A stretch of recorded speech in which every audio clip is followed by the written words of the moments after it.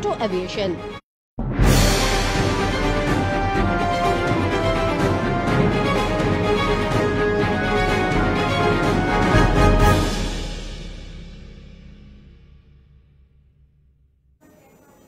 নমস্কার, আরোহী নিউজ লাইভে আপনাদের সকলকে স্বাগত জানাই। আপনাদের সঙ্গে আমি রয়েছি মাসুমা। শুরু করছি নিউজ এই মুহূর্তে। আর শুরুতেই নজর রাখবো যে খবরের দিকে। পাক জঙ্গি গোষ্ঠীর ষড়যন্ত্র ব্যর্থ করেছে সেনা। তার জন্য ভারতীয় সেনাদের ধন্যবাদ জানালেন প্রধানমন্ত্রী নরেন্দ্র মোদী। তার পাশাপাশি ধন্যবাদ জানিয়ে ভারতীয় সেনাদের উদ্দেশ্যে তিনি একটি টুইট করেন। 26/11 মুম্বাই হামলার বর্ষপূর্তির আগে জম্মু কাশ্মীরের 4 জৈশ-ই মোহাম্মদ জঙ্গিকে খতম করেছে ভারতীয় নিরাপত্তারক্ষীরা। তাদের কাছ থেকে উদ্ধার হয়েছে মারাত্মক সব অস্ত্র। দেশকে আশু বিপদের হাত থেকে রক্ষা করা সেই সব সেনাদের ধন্যবাদ জানালেন প্রধানমন্ত্রী নরেন্দ্র মোদী।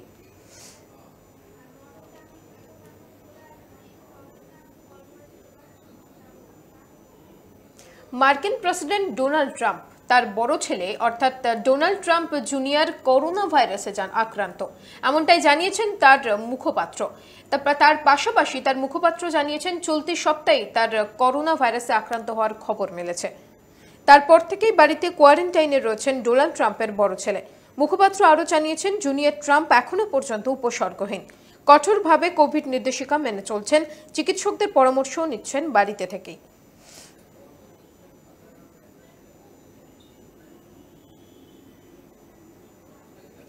জনসাধারণের ক্ষোভের মুখে প্রশাসন। করোনাকে বুড়ো আঙুল দেখিয়ে চলছে ছট পুজো।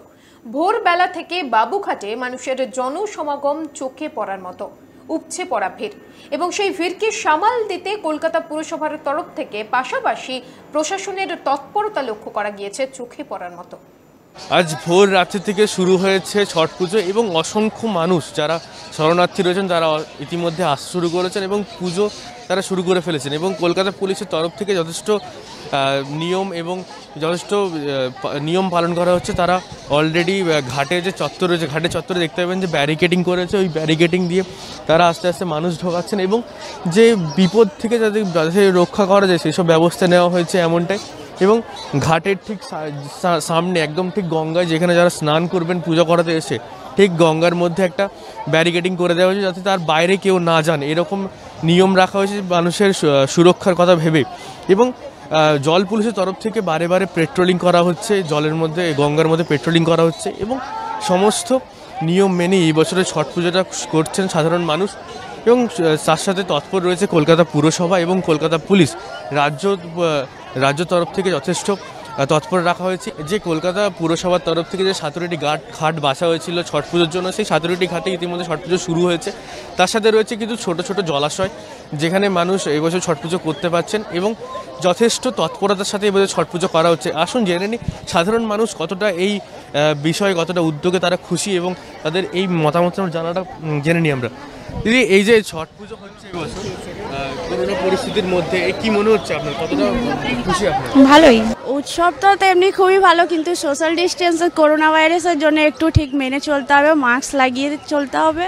আর নিয়ম কোথায় মানা হচ্ছে, আর করোনা চলে গেছে, এই ছট পুজোয় করোনা চলে গেছে। সাধারণ মানুষের একটাই বক্তব্য, সেটা হচ্ছে করোনা পরিস্থিতির মধ্যে ছট পুজো হচ্ছে, কিন্তু যে বিষয়টা উঠে আসছে বারে বারে সেটা হচ্ছে যে এতটা যে ভিড়ভাড়টা হয়েছে এবং যে সোশ্যাল ডিস্টেন্সিংয়ের কথা বারে বারে বলা হয়েছিল স্বাস্থ্য দপ্তরের তরফ থেকে এবং রাজ্য পুলিশ কলকাতা পুরসভার তরফ থেকেও, কিন্তু দেখা গেল যে স্বাস্থ্য বিধিনিষেধ ছিল সেই বিধিনিষেধে কিছুটা হলেও ঘাটতি ঘটেছে এবং মানুষ সেই বিধিনিষেধের যে ঘাটতি ঘটাতে মানুষ কিছুটা হলেও অসন্তুষ্ট, এমনটাই জানা যাচ্ছে। ক্যামেরায় নন্দদের সঙ্গে সুরজিৎ বন্দ্যোপাধ্যায়ের রিপোর্ট, আরোহী নিউজ, কলকাতা। শ্যামনগর থেকে জগদ্দল কাকিনাড়া পর্যন্ত গঙ্গার সমস্ত ঘাটে সেখানকার পুজো দিতে আসা মানুষজনকে অভিনন্দন জানাতে ভোরবেলা থেকেই নৌকা করে গঙ্গাবক্ষে ঘুরে বেড়ালেন সাংসদ অর্জুন সিং। ছট পুজো উপলক্ষে সূর্যদেবের পুজো দিতে সূর্যাস্তের আগে সেই ভোররাত থেকেই ভাটপাড়া, জগদ্দল, শ্যামনগর, নৈহাটি অঞ্চলের সব গঙ্গার ঘাটেই ছট ব্রতকারীদের ভিড় উপচে পড়ছে। তাদের অভিনন্দন ও শুভেচ্ছা জানাতে সেই ভোর থেকে নৌকা করে গঙ্গাবক্ষে ঘুরে বেড়ালেন ব্যারাকপুর সাংসদ অর্জুন সিং। জগদ্দল মেঘনা জুটমিল গঙ্গাঘাট থেকে শুরু করে গঙ্গাবক্ষে শ্যামনগরের দিকে ঘুরে ফের নৈহাটি পর্যন্ত ঘাটে ঘাটে পুণ্যার্থীদের উদ্দেশ্যে হাত নাড়িয়ে প্রত্যেককে অভিনন্দন জানালেন সাংসদ।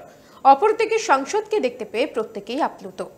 প্রত্যেক বছরই বেরোই, 36 ঘন্টা উপবাস পরে আজকে উপবাস ভাঙা হয় সেই আশীর্বাদ যাতে পাই।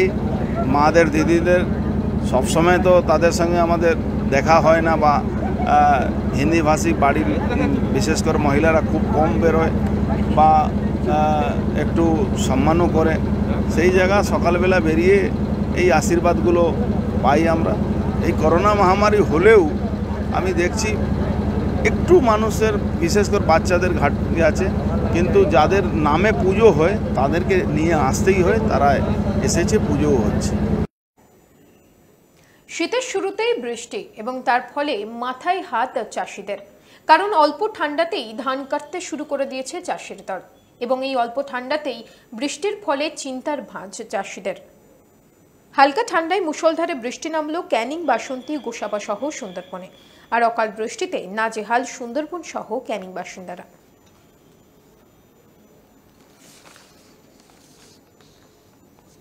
নিউজ এই মুহূর্তে এখন এই পর্যন্তই। অন্যান্য সব খবরের জন্য দেখতে থাকুন আরোহী নিউজ।